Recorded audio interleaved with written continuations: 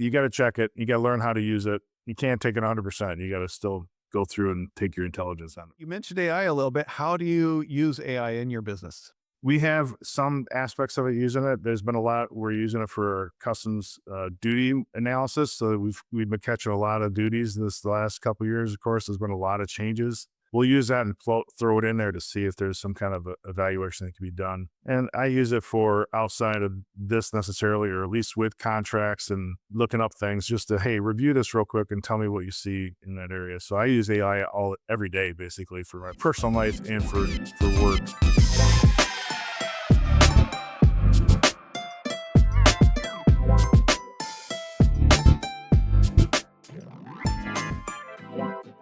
Welcome to another episode of the Freight Forward podcast. My name is Matt Dixon, and I'm a fractional CTO for mid-market companies. And what I do is I like to help them find manual work that's eating their team's day and replace it with systems that actually work. Today, my guest is Michael Gray. He's the founder of Gray Matter Exchange. And Michael has spent 2 decades in not logistics, but lean manufacturing. And that's an interesting segue. But he built Gray Matter Exchange in 2016 and helps companies get the best deal on their shipping. Did I get that right, Michael? Yeah, pretty close. That's about it. All right. Well, thanks for joining me. Why don't you tell me a little bit about why you started Gray Matter Exchange? Yeah, sure. So after college, I got my first job was with Airborne Express, which is now DHL kind of thing. So that was my first introduction to a real world out of college, and it was an exciting industry to be in. It's fast paced and industry. So I learned a lot about that business, but I got a better opportunity to get into other companies, and that was a service industry. It's tough work, right? So I got into other automotive industries in the Detroit area, and it's really where I started getting into lean manufacturing and learning a lot more about business. But I still had all that history with DHL and how the systems work, and I learned a lot of the inside scoops on where they're handling their product and their services to their customer, and where their costs were. And they did a lot of free stuff. They give you free boxes, and they had guaranteed services. So there's all these rules on that. And I realized you can get refunds. And every company I went to, no one knew about this. So I thought, well, I started a company that introduces this to people and helps automate it for them. So they don't have to do anything. We just do it for them, get them the refunds. It's like having their best CPA on hand that gets you refunds you didn't know you're coming, and make people happy and makes them look good cost savings. And it's an improvement to their process, right? Yeah. Yeah. That sounds almost too good to be true, right? Yeah. That's a comment I And get a lot. yeah. And the pricing model, it's not a subscription, but it's performance based. Is that correct? 100% share the refunds. I mean, we can offer some other services. Some people ask us to do extra work on the side, but most of our work is just, if we don't find you money, you get all of our free reports completely free, and you get them, you can use them yourselves if you want. But every time we find money, we just get a share of the savings that we find for you. How many customers get your work done for free? Uh, all of them, basically, right? I mean, if you want to say free, but we have a couple hundred right now. Just run about 200 over, and they're all ranging from different sizes. Some are really small and some are huge, right? So some spend 10, 12 million, 20 million a year in FedEx, and some are spending 50. We don't shy away from any kind of size company necessarily. We like working with everybody because we learn. Part of the thing with Gray Matter Exchange is on our logo, we put arrows on both sides. We want to give ideas, and we want to get ideas from you and help take your ideas, because in different industries, everybody in the world uses FedEx, UPS, DHL. They're all different industries, and you can learn a little bit of something from shipping a guitar versus shipping a truck or something like that. So we take ideas and we kind of help people out. It's kind of the part of the free consulting service we offer is just look at your data and say what you can do better. And we like to learn from people as much as we like to help them save money. So what's the average that you'll end up saving people for the average customer? What does that look like? Yeah, so it's about 4 to 6% just on the weekly inventory the invoice actions and that kind of stuff. And then on the negotiation of the contracts and that kind of stuff is ranges about 15 to even 40% sometimes. Average about 25% for some people. If you have the contract rates, if they have to spend a little bit of money for that, $50,000 guy doesn't spend that much money to get a lot of negotiation rates. But we have introduced a new product too to actually share rates across different areas and try and get you different rates somehow. So there is some opportunities there. They usually say 5%, 10%. Interesting. So you say that it's 100% automated. What does that actually look like? Where does a human actually have to touch something versus what's automated? Yeah, so on the first time, it's just the humans on the customer side is the AP people paying their bills for UPS and FedEx. They have to help us with their entry into their system to see where they're gonna pay their bills, and we get into their FedEx, UPS accounts, and we pull CSV files down. So that's where it starts automation. We automate that every week. New invoices come out from the carriers. We pull those down, goes into our software. We find all the opportunities, the savings. We submit that back to the carrier, FedEx, UPS, DHL, and we request refunds and obtain those refunds for the customers. And the refunds go back to that customer's UPS account. So the money doesn't come to us. We don't touch it at all. It all goes back to the account in a credit or a check or whatever they're going to do the money for. And then we send an invoice 30 days later to the customer, which is great because they got money today. They don't pay us for 30 days. It's the old can I borrow money for a hamburger today kind of thing. So Yeah. yeah, good cash flow for them. So then mm, I guess there's a human intervention. Some people actually have to pay checks still or send an ACH, and that's where the AP in that side comes in. Well, then the human side, we go and analyze the data for the customers every once in a while and show them where they're shipping incorrectly or they could optimize their process somehow. Is where our intervention, our team comes in, and we'll look and see how people can help out, improve their process. It's kind of a lean intervention we have. Yeah. Uh, does that data change format very frequently or any rules behind it change? On the carrier side, they keep updating their things. That changes once in a while. They've started charging for uh, electronic services. They've started putting that two-factor aspects in there automatically, but kind of helps. It's kind of hurts a little bit of the flow, but we just have to keep interacting and making adjustments to make sure that happens correctly and smooth. That's all on our end. The customer doesn't have to do anything for that.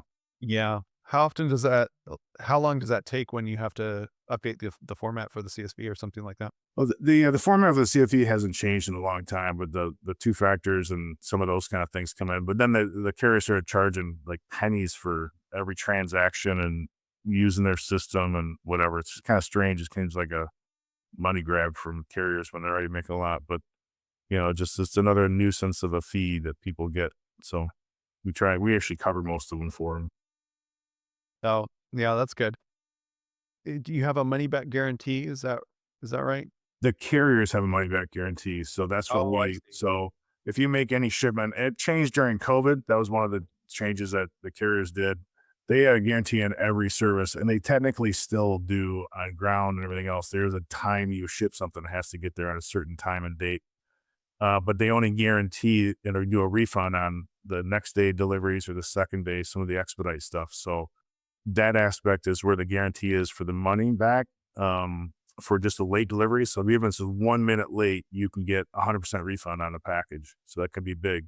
We also carry loss and damage and others. There's a lot of things they'll charge you. They'll duplicate invoice a lot of times. They'll charge you a Saturday delivery when they failed on Friday. Then they'll deliver on Saturday and charge you the $40.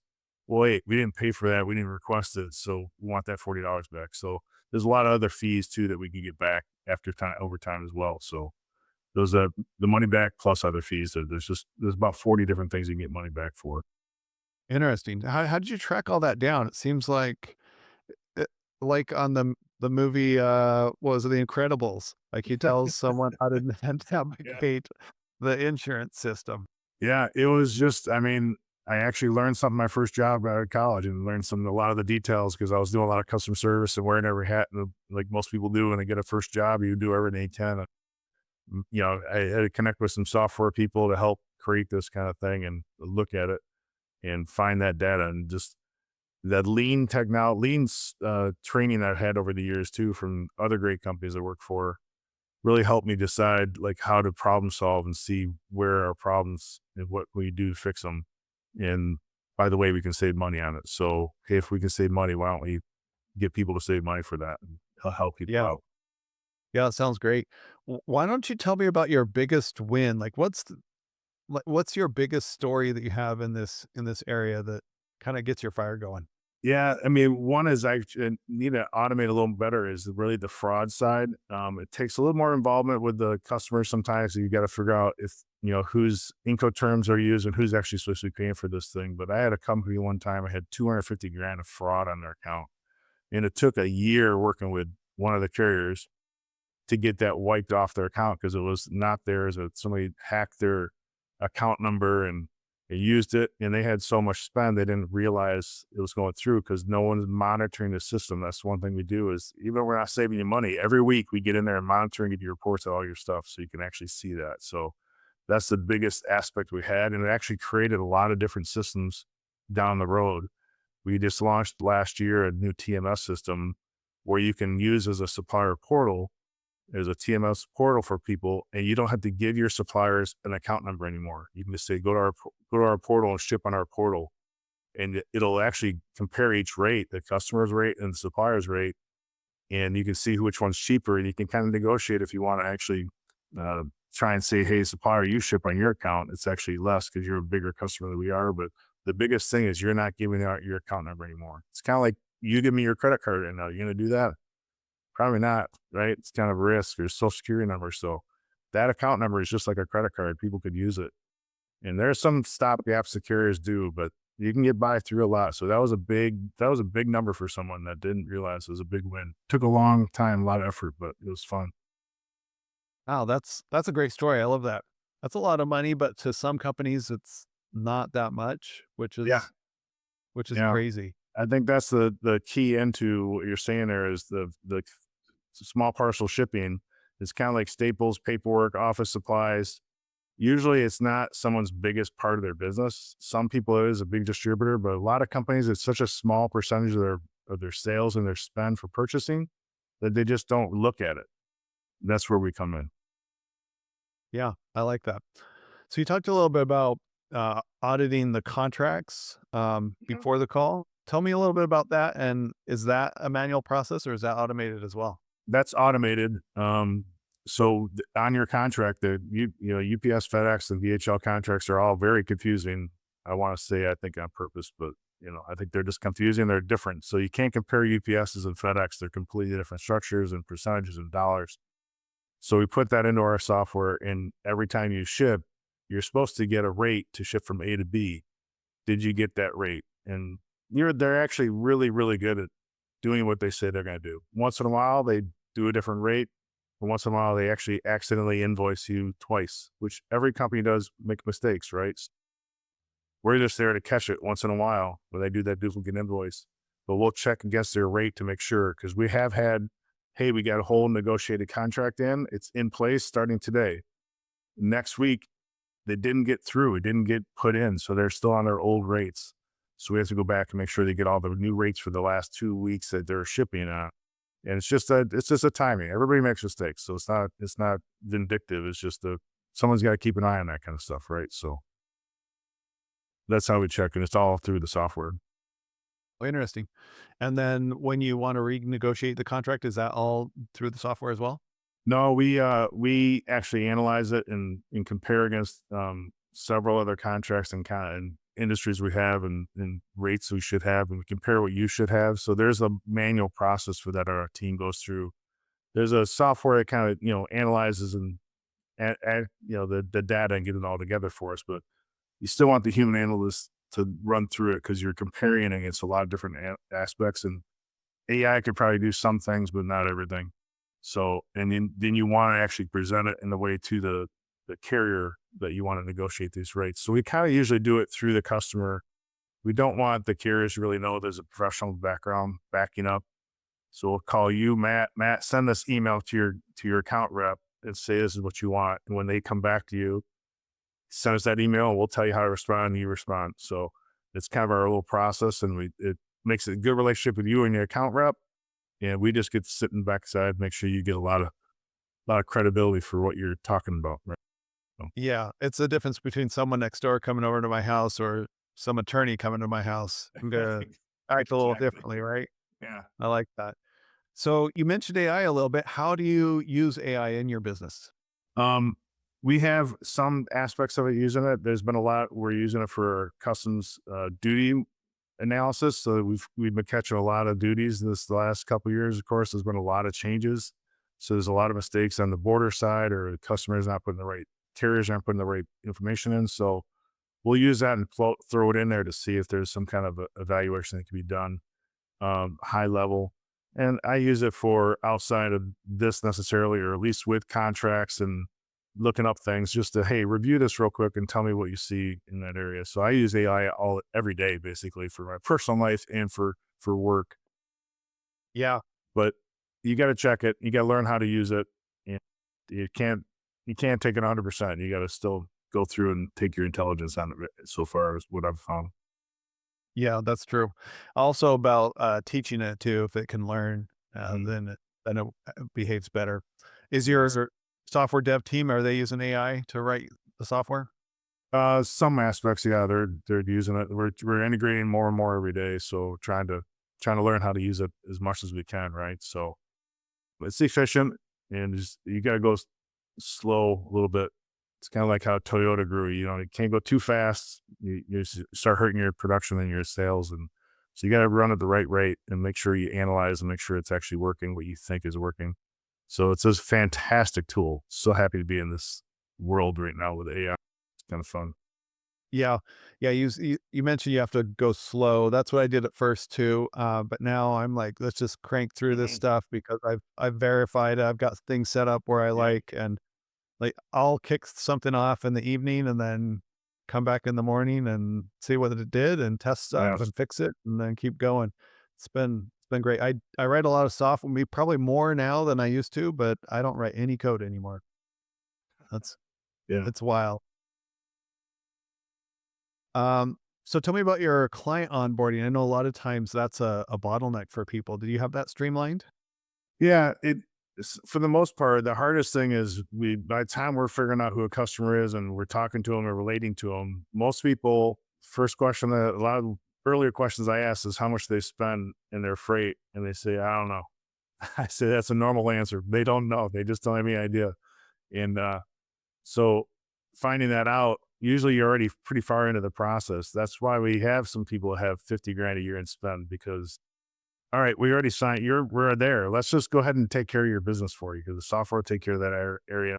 Maybe it won't be negotiating because there's not a lot of spend there, but hey, hopefully you stay there for a few years and grow the company, or maybe you go somewhere else when we find you. So that's a pretty decent aspect. And we have a pretty good demo site to show people exactly how our system works.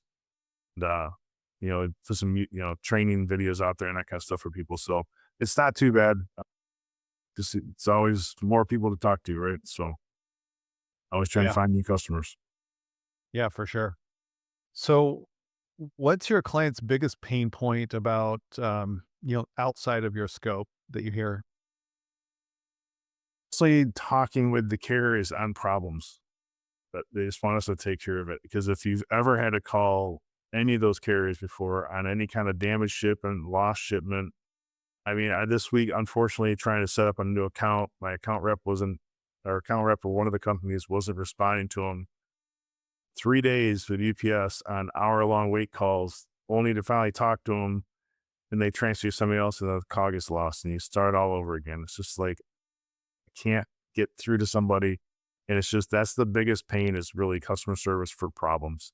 So I actually have a customer this week that's trying to the biggest thing was, yeah, we want to save some money, but can you be our essential part of just all of our service issues and all the issues we have? Because really, more importantly to customers isn't so much saving 10% on their cost.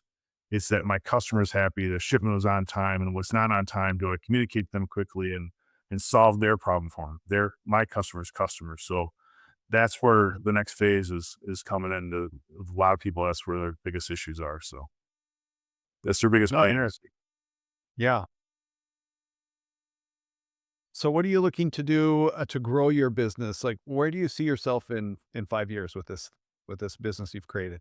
Yeah, a lot more AI, of course, to really expand the business into some more areas. We've partnered with some other companies, expanded into truckload in white glove services, expanded into other commodities such as trash negotiations and utilities and oils and those kind of things. So we already have some partners set up in that. We can help people with those currently today. And there's the same aspects. It's really to share the savings. I've seen been in the industry a long time, a lot of different companies being in head of supply chain, trying to fix these things.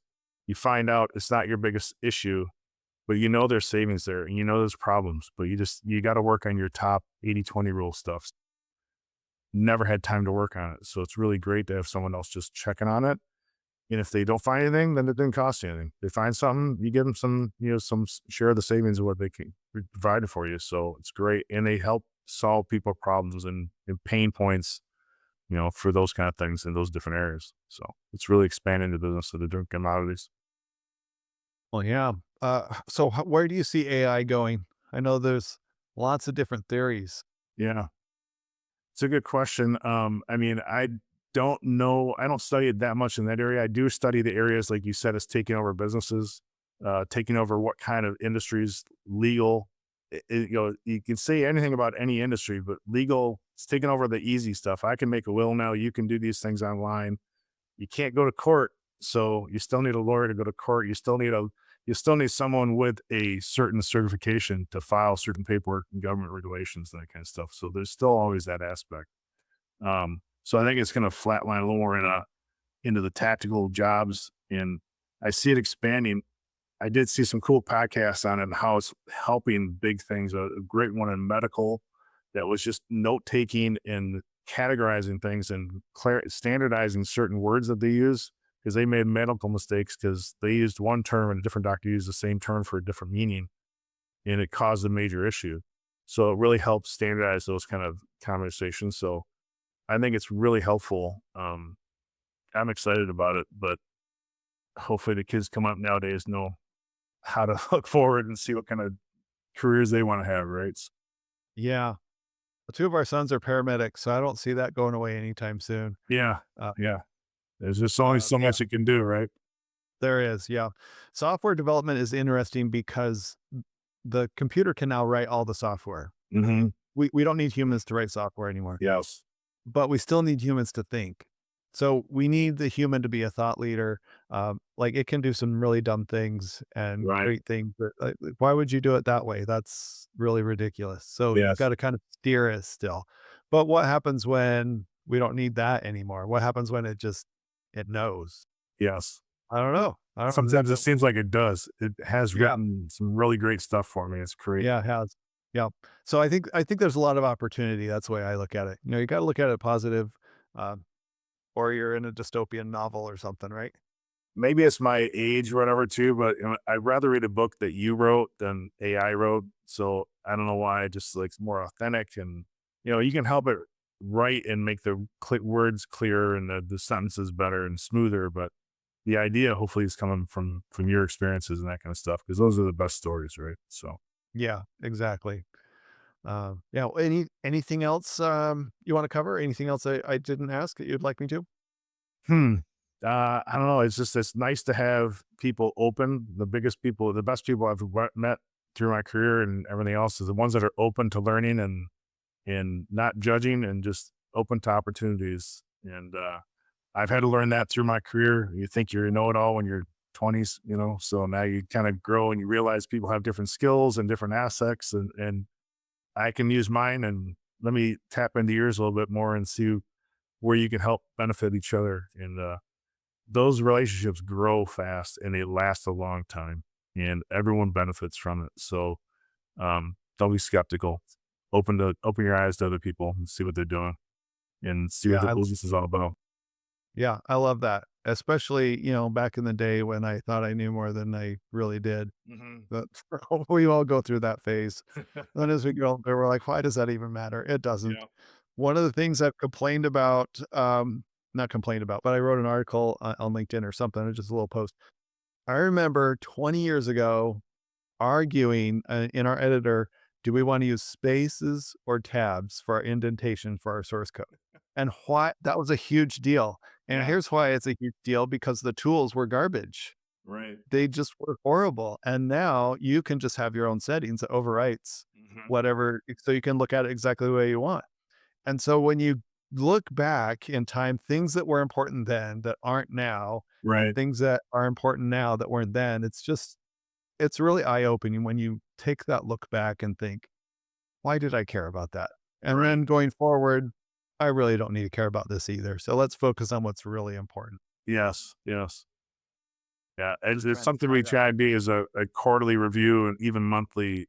Actually, started an AI coach monthly thing too, and I have a personal coach, and you try and look at those things, see what's going out, and make sure you're looking ahead and see what's Yeah. changing. Is this even going to be important in a couple of years or not? Because something else is changing. Let's see. Oh, that's actually going to be more important. It's kind of funny. You can't be stuck in your today world, right? But you can't. Yeah. Awesome. Well, great having you. I really appreciate that. If people want to find you, where can they find you? GrayMatterExchange.com. You can find us on LinkedIn, any social media. Basically, we're on all of them. So Gray Matter Exchange is fun. So Gray Matter Exchange, it's fun. All right. Well, thanks. I really appreciate you joining me. And that was another episode of the Freight Forward podcast.